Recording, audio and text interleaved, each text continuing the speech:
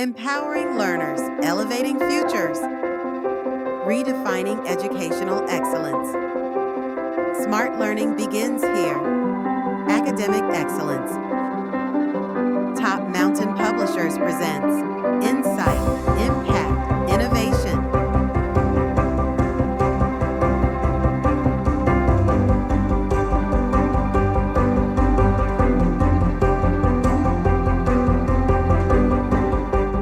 Bismillahirrahmanirrahim. Dear teachers and students, welcome to Top on 10 Publications. आज हम math 1 का unit number 9 करेंगे, data handling. यानी हमारे पास जो डाटा है हम उसको कैसे हैंडल कर सकते हैं, कैसे मैनेज कर सकते हैं। Here is the first definition of pictograph. In pictograph, pictures are used to display numerical data. A pictograph has a title, label, symbol and a key. एक पिक्टोग्राफ जो है उससे हम डाटा डिफाइन कर सकते हैं, उसमें नंबर्स हो सकते हैं, पिक्चर्स हो सकते हैं और उसकी कोई की हो सकती है। The following pictograph shows the number of apples sold by a shopkeeper in 5 days. अब उन्होंने हमें डेज दे दिए हैं वीक के और हमें एप्पल्स के नंबर्स दे दिए हैं और हमें पिक्चर्स दे दिए हैं और बताया है कि किस दिन उस शॉपकीपर ने कितने एप्पल सेल किए। पेज नंबर 100 पर इसका बाकी पार्ट है और हम इस क्वेश्चन को सॉल्व करेंगे। Read the pictograph and answer the following question. जैसे कि हमने पीछे पिक्टोग्राफ में देखा पेज नंबर 99 पे, हम यहाँ पर इस क्वेश्चन को कैसे सॉल्व करेंगे। How many apples were sold on Monday. Monday वाले दिन उसके कितने एप्पल सोल्ड हुए, हमने मंडे वाले दिन पे जाना है, वहां पे एप्पल्स को काउंट करना है और उसका आंसर यहाँ पर नंबर्स में राइट करना है। इसी तरह ऑन फ्राइडे उसके कितने एप्पल सोल्ड हुए, कितने उसने एप्पल्स बेचे, कितने सेब उसने फ्राइडे वाले दिन बेचे, हम उनको काउंट करेंगे। वहां पर हमारे पास पिक्टोग्राफ की शेप में जो है वो नंबर एप्पल्स दिए हुए हैं, हमने यहाँ पर उसके नंबर राइट करने हैं। और इसी तरह इसको पढ़ते हुए जब यहाँ पर डिफरेंस आएगा तो हम यहाँ पर सब्ट्रैक्शन का फॉर्मूला यूज करेंगे। Now block graph. A block graph is a simple chart which displays unit of data with blocks. यानी जो ब्लॉक्स की सूरत में हमारे सामने डाटा आता है वो ब्लॉक ग्राफ कहलाता है। यानी हमारे पास एक डाटा आ गया है कि हमें उन्होंने एक शेप दे दी और उसमें ब्लॉक्स में हमें डाटा डिफाइन कर रहे हैं और हमसे उसके बारे में क्वेश्चन कर रहे हैं। क्वेश्चन क्या है, how many students come to school by bus. अब ये जो है कि स्टूडेंट्स की स्ट्रेंथ है, नंबर ऑफ स्टूडेंट्स हैं, ये उनकी जो है ट्रांसपोर्ट की जो है वो है कि कार है, बाइक है, बस है, मोटर बाइक है।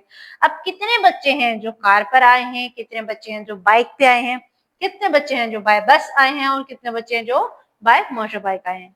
तो हमने इन नंबर्स को, इन ब्लॉक्स को देखना है कि नंबर ऑफ स्टूडेंट्स जो हमें यहाँ पे दिए गए हैं, इसको फॉलो करते हुए, इसको रीड करते हुए हम इन अपने ब्लैक्स को, बॉक्सेस को फिल करेंगे। How many students come to the school by bus. हमने यहाँ पर देखना है कि बस से कितने स्टूडेंट है, तो ये यहाँ पर किस बार ग्राफ तक जा रहा है, ये हमारा 50 तक जा रहा है। तो हमारे पहले ब्लॉक का आंसर है 50 और इसी को पढ़ते हुए हम अपना बाकी नेक्स्ट क्वेश्चन सॉल्व करेंगे। How many students come to school by car. फिर हम देखेंगे कि बाय कार कितने स्टूडेंट्स आए, ये हमारा ब्लॉक कितने स्टूडेंट्स को टच कर रहा है, 60 को टच कर रहा है, तो हमारे सेकंड क्वेश्चन का आंसर जो है वो है 60। Now on पेज नंबर 101 इसका बाकी पार्ट है और उसको पढ़ते हुए भी हम इसको कंप्लीट करेंगे। Now here we have tally chart. Tally chart क्या है? In tally chart, instead of writing words or figures, tally chart में जब हमने किसी भी चीज को डिफाइन करना होता है हम उसमें वर्ड्स या फिगर्स नहीं राइट करते। We use tally marks to represent number in the tally charts and the data is collected into subgroups immediately, making it fast and easy to use for analyze. यानी हम लोगों ने group बना लिया है tally chart का, एक हमारे पास 1 से 10 तक काउंटिंग है, इसमें हम इन्होंने टैली मार्क्स के थ्रू हमें बताया हुआ है कि कितनी जो है ये लाइंस होंगी तो वो हमारे नंबर्स के इक्वल होंगी और फिर हम इससे काम स्पीडली कर लेंगे। Now here we have 1 is equal to 1, 2 is equal to 2 lines, 3 में टैली चार्ट्स में 3 लाइंस हैं, 4 में 4 है, 5 में उन्होंने 4 लाइंस के ऊपर एक लाइन और लगा दी जिससे हमें आइडिया होगा कि ये किसके इक्वल है, 5 के इक्वल है। इसी तरह 6 में देखेंगे 4 लाइंस, 5 वाला फॉलो करके उसके साथ एक लाइन ऐड की हुई है। जब हम इसी तरह पढ़ते जाएंगे और हम 9 पे आएंगे तो हम देखेंगे 5 के ऊपर जो एक लाइन है, देन उसके साथ 4 लाइंस और ऐड हुई हैं और वो 9 है। और 10 के लिए हम देखेंगे कि 4 लाइंस के ऊपर एक और लाइन और फिर 5 और 5 10। Now here we have this example. This is little bit tricky, बच्चों को थोड़ी सी प्रॉब्लम आएगी, but teachers you don't need to worry, हम आपके साथ हैं, आप इसको अच्छे से गाइड कीजिएगा बच्चों को। Use the tally charts to below answer the questions. अब ये ऑब्जेक्ट्स हैं और ये टेली आर्क्स हैं। अब हमने बताना है कि ये जो ऑब्जेक्ट है इस नंबर के अकॉर्डिंग हमारे पास कितने हैं टेली आर्क्स के according. How many rabbits are there in this chart. अगर हम देखेंगे तो एक रैबिट है, बट अगर हम टेली आर्क्स के मुताबिक देखेंगे तो ये किसके इक्वल था टीचर्स? 5 के। 5 प्लस 5 प्लस 2, तो here the answer of first question is 12. Now here we look at the car. How many cars are there in our chart? अब इस चार्ट में हमारे पास कितनी कार्स हैं? पिक्चर एक है ऑब्जेक्ट, लेकिन टेली आर्क्स में हमें पता चल रहा है कि ये किसकी कितनी है। तो हम लिखेंगे 5 plus 5 plus 5 is equal to 15 and 1 is 16. So here we have 16 cars in this tally chart. और इसी तरह से हम अपने थर्ड क्वेश्चन है डॉग्स हैं, how many dogs are there in the chart. Object single है, बट जो हमारे टेली चार्ट है वो हमें इसकी पोजीशन डिफाइन करें, इसके नंबर्स को डिफाइन कर रहे हैं कि ये हमारे पास कितनी स्ट्रेंथ में या कितनी क्वांटिटी में मौजूद हैं। तो ये जो है हमारा टेली चार्ट की ये वाली फिगर है, ये हमें 5 के इक्वल है। तो 5 plus 5 is equal to 10 and plus 10 is equal to 20. So here we have 20 dogs in this tally chart. And the last one is bird. How many parrots are there in the chart? अब वो हमसे पूछ रहे हैं कि इस chart में कितने पैरट्स हैं।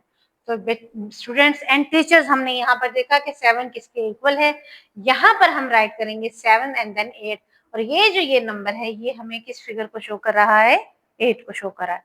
तो here we have 8 parrots in this tally charts. और इसी तरह इसका जो बाकी पोर्शन है वो आप टीचर स्टूडेंट्स को गाइड करते हुए पढ़ाते हुए उनसे कंप्लीट करवाएंगे। ऑन पेज नंबर 102 हमारा मैथ्स प्रॉक्टर 1 का कंप्लीट हो गया, हमारा टॉपिक कंप्लीट हो गया।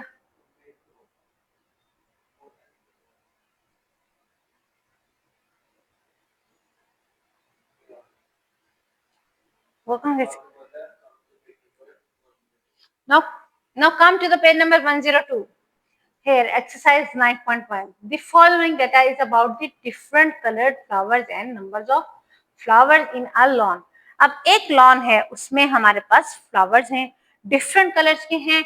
हमने बताना है कि इस लॉन में कितने फ्लावर्स कितने कलर्स के हैं। तो read the pictograph and answer the following question in as before we done. In our first question of this chapter, हमने पढ़ा था कि पिक्टोग्राफ्स के थ्रू हम पिक्चर्स या अपने आंसर्स को कैसे डिफाइन कर सकते हैं। हम इन पिक्चर्स को देखेंगे, कलर्स को देखेंगे जो हमें डिफाइन किए गए, अपना आंसर राइट करेंगे।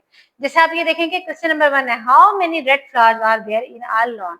तो हम यहाँ पर रेड फ्लावर्स की नंबर्स काउंट करेंगे और फिर अपना आंसर राइट करेंगे।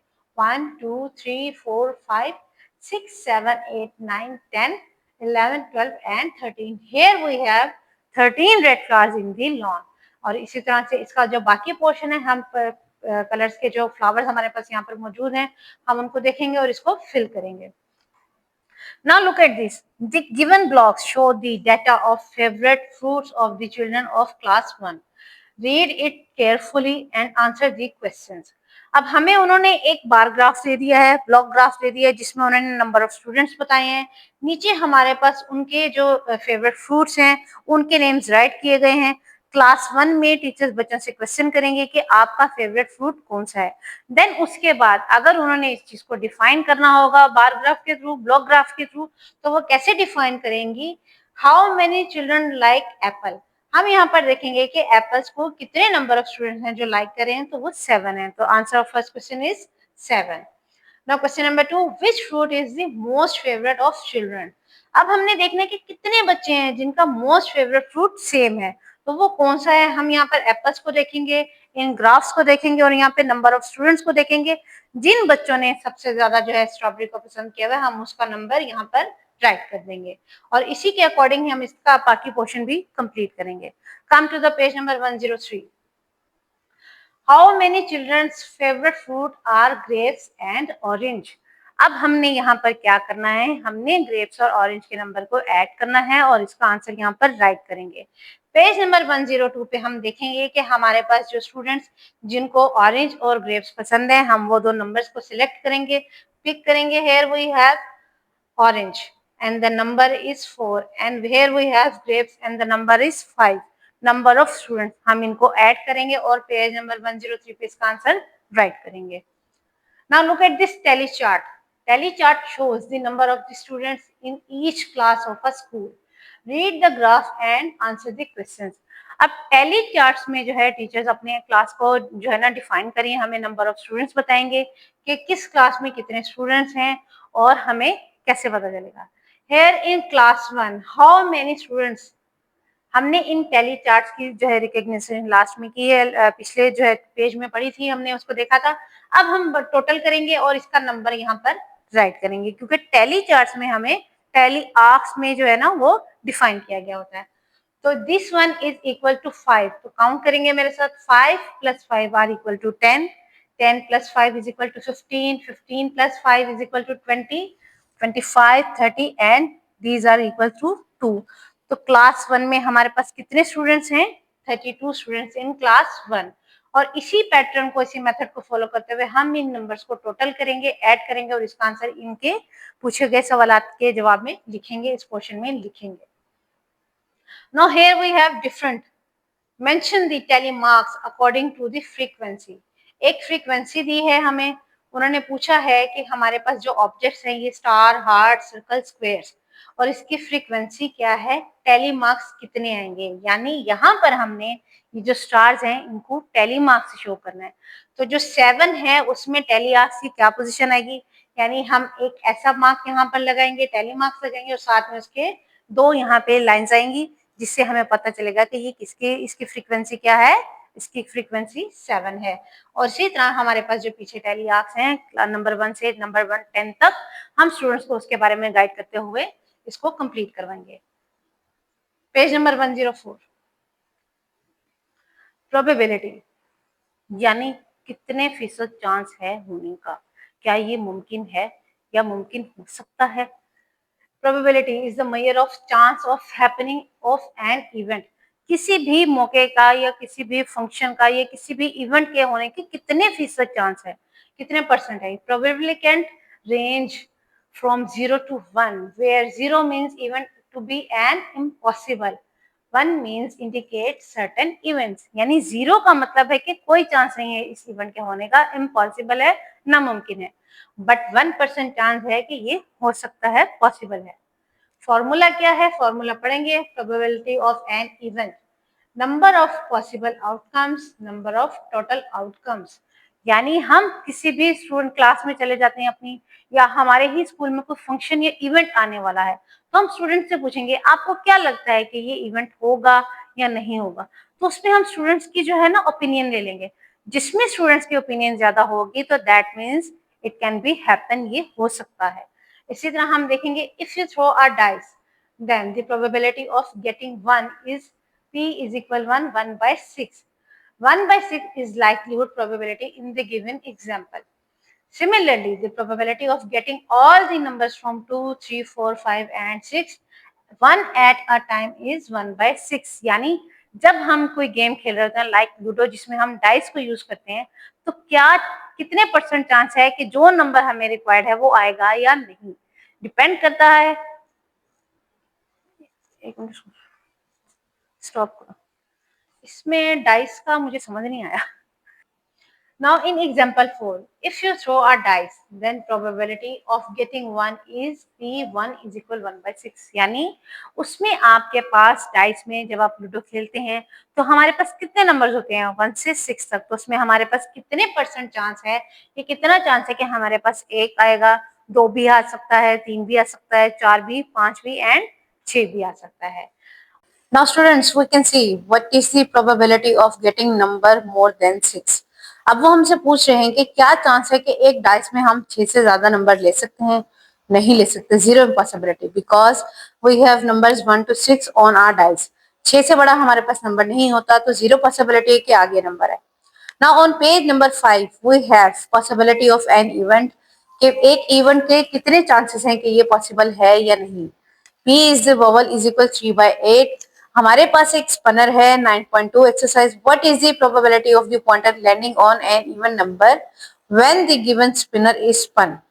यानी क्या चांस है कि स्पिनर एक नंबर पर स्टॉप करेगा या जाएगा, पॉइंटर तो जाएगा बिकॉज हमारे पास इसमें नंबर्स दिए हुए हैं। When we toss a coin what is the probability of head and tail. हमारे पास एक कॉइन है जिसमें हमने टॉस करके बताना है कि क्या चांस है हेड आएगा या टेल आएगा। तो डियर स्टूडेंट्स इसमें हमारे पास दोनों चांसेस है बिकॉज कॉइन के दोनों साइड्स पे हम लोग डिसाइड कर लेते हैं कि ये हेड है या टेल है। क्वेश्चन नंबर 3 है when the given spinner is spun what is the probability of landing on A plus grade. Question number 2 है what is the probability of pointer landing on A and B grade. अब वो हमसे पूछ रहा है कि क्या चांस है कि जो पॉइंटर है हमारा वो ग्रेड ए पे आएगा, ए प्लस ग्रेड पे, तो वो आएगा बिकॉज हमारे पास पॉइंटर में जो स्पिनर है उसमें ए प्लस ग्रेड है।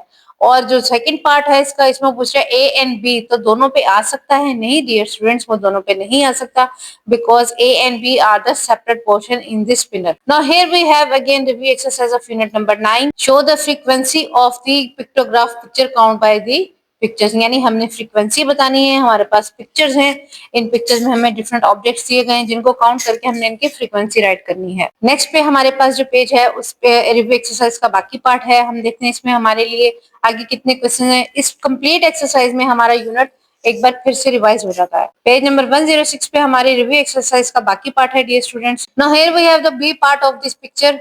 The given pictograph shows the sale of a book a shopkeeper. Read the answer and the questions. अब वो हमें कह रहे हैं कि एक बुक कीपर है जिसने बुक्स को सेल किया। उसमें इंग्लिश की बुक है, मैथ्स की बुक है, Urdu, Islamic studies and science. हमने इन क्वेश्चंस के आंसर राइट करने हैं कि उसने नंबर ऑफ बुक्स कितने सेल किए। तो हम किस तरह से करेंगे कि हम बुक्स के नंबर काउंट करेंगे और इनके आंसर्स राइट करेंगे। और इसी तरह से आगे हमारे टैली मार्क्स के क्वेश्चंस हैं और मजीद जो भी हमने अपने चैप्टर में पढ़ा वो सारे क्वेश्चंस हैं। लास्ट में पेज नंबर 107 पे हमारे पास अगेन वोकैबुलरी वर्ड्स हैं जिसमें बहुत सारे वर्ड्स का मजीद मजमू है जो हमारी वोकैबुलरी को मजीद इंप्रूव करेगा, जिसमें पिक्टोग्राफ, पॉसिबल, इम्पॉसिबल और इस तरह के वर्ड्स हैं। नाउ स्टूडेंट्स आई होप कि आपको लेक्चर्स की अच्छे से समझ आई होगी। मैं उम्मीद करती हूँ कि आप इसी तरह हमारे लेक्चर्स देखते रहेंगे। Till then next lecture, see you, अल्लाह हाफिज।